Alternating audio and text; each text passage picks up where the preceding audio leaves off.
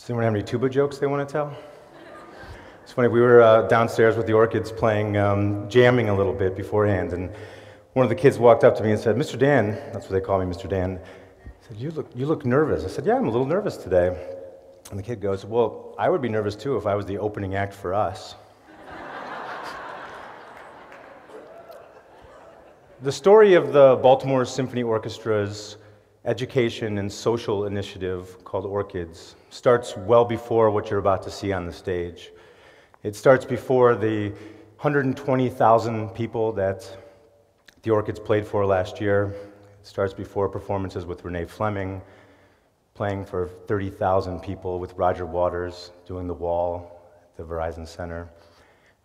It starts well before hundreds of kids walking in the snow to rehearsals every single day to make this happen. It starts with a young conductor from New York City and an economist from Caracas, Venezuela. Marin Alsop was an inspiring young conductor who had a problem. She had no orchestra to conduct. She was basically locked out of her orchestras by her gender. People told her there was no way that she was going to be able to conduct the orchestras because she was a woman and women were not allowed into that circle or onto that podium. So what did she do? She started her own orchestra in New York, came up through that, eventually winning a job with the Long Island Philharmonic, onto the Colorado Symphony, and then eventually to a major orchestra, to the Baltimore Symphony Orchestra. She became the first female music director of any elite orchestra.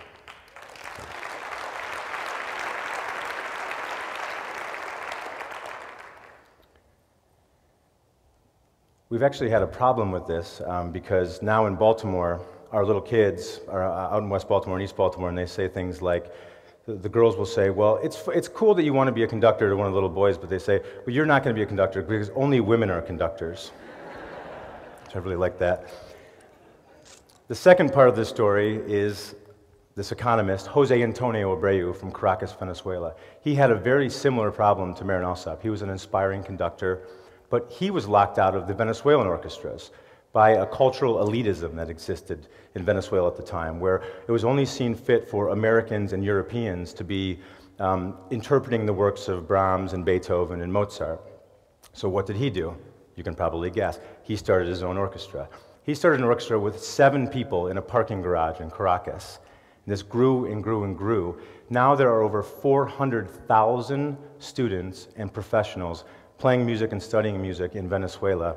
They have taken back their orchestras. You will not see an American or a European playing in any of the orchestras. And now the Venezuelans are conducting the American orchestras. This is Gustavo Dudamel, who's leading the Los Angeles Philharmonic.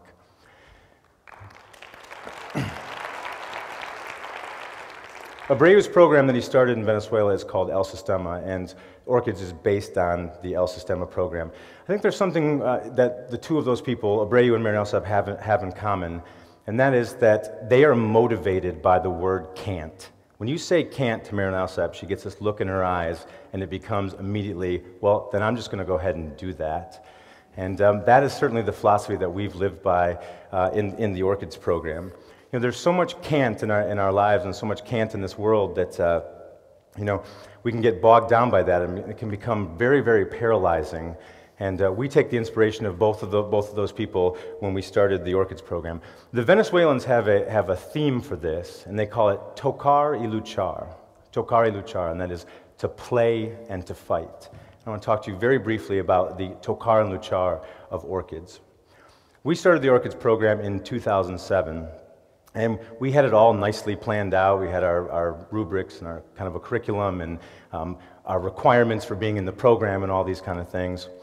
And so we started. We walked out to West Baltimore and said, okay, we're here to start this program, with an attitude that was more of, don't you know who I am? Don't you know what this music is? And not an attitude of, let us show you what this music is. And I'll tell you that these kids have actually changed our mindset on that, and we're working in a much different principle now. So we got to the school on the first day, and I looked around and I said, I can't do this. I was in that can't mentality. I thought to myself, there's got to be one thing I can do. And I thought back to my elementary school, to Willow Hill Elementary School in Traverse City, Michigan. I thought, man, there was a beautiful sign that said Willow Hill Elementary School outside. Perfect. So We took our suits off, never to wear a suit again to Orchids, by the way, which I'm very thankful of. And we went to Home Depot and we bought paint and we painted that sign, Harriet Tubman Elementary School in West Baltimore. And we started with just that, with that can-do attitude, that we were going to paint the school, make the room look nicer, try to make a better life for these kids one step at a time. So then we started doing things like trying to hold parent meetings, okay? And our first parent meeting, nobody showed up. Not at all. And we required the parents to pick the kids up, okay? Well, the parents would show up 2 hours late. And then we actually did something very interesting. We actually started listening to the community that we were working with. And they started saying things like, well, I work until 8 o'clock at night. If you require the parents to pick up their kids, then we're going to be here till 8 o'clock at night. And so what started to happen is that a Baltimore Symphony program started to become not a Baltimore Symphony program anymore, but actually a program of West Baltimore and East Baltimore. And so we listened more and more and more to this community. Instead of going with a can't attitude, we went with the can attitude. And we found out a lot of things. For instance, it's okay to start a concert at 6:30 when it says it starts at 6 o'clock. That's what our community needed. So that's what we do. Our concerts now start at 6:30, even though the program says 6 o'clock. In that theme, I'll talk for 40 seconds more than I'm supposed to here. Sorry, Sarge. Things like the dress. Okay, I thought all these kids would wear little tuxedos and that would be nice. No, that's not what we're doing. The kids wear what they're comfortable in, something from their culture. Okay? We changed the music that we were playing. Instead of trying to play Mozart and Brahms and Beethoven all the time, we said, we will play that, but we're also going to play Beyonce, and we're also going to play every kind of music you can possibly imagine. And we changed the whole program because we actually listened to the community and listened to the kids. And I thought to myself, I'm going to create amazing instrumentalists.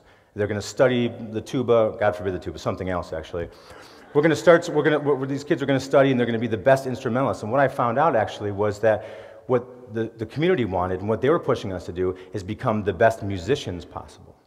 Okay? So these kids you're going to see today are playing bucket band, they're singing, they're playing orchestral instruments, they're becoming musicians and not just instrumentalists. Another thing that the community taught us was to redefine the concert hall. Now this is a beautiful space and we're extremely inspired to play in this space, but that's not the reality of a concert hall. So our students told us, hey, we want to play the music on the street corner. We want to play it in this backyard. We want to play it on a stoop. We want to play it all over the place. So all of a sudden, we don't have to play in a building like this to put on a concert, that our concerts happen absolutely everywhere. And so I think that the Orchids is a beautiful partnership between the Baltimore Symphony and the city of Baltimore because it is helping out the symphony as much as it's actually helping out the community in West Baltimore. And with that can-do attitude from Jose Antonio Abreu and from Marin Alsap, we've actually been able to create something really, really amazing.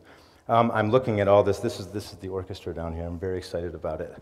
I need to go backstage and get these kids ready to go, but there's one thing I just want you to think about before we start today, and that is when you see these kids on the stage, think about their stories. Think about not the can't, but how many times they actually said can. You'll see our principal cellist, Joseph Wilkerson. The kid's car breaks down, and he walks 3 miles to get to that concert. People told us we couldn't give the instruments out to the kids because they would get stolen. These kids protect these instruments like they're their own children. So every step of the way it's been can't, and I want you to think about the story that each one of these kids and how many times they've actually said, I can do this. So without further ado, I'd like to welcome the Baltimore Symphony Orchestra's Orchids.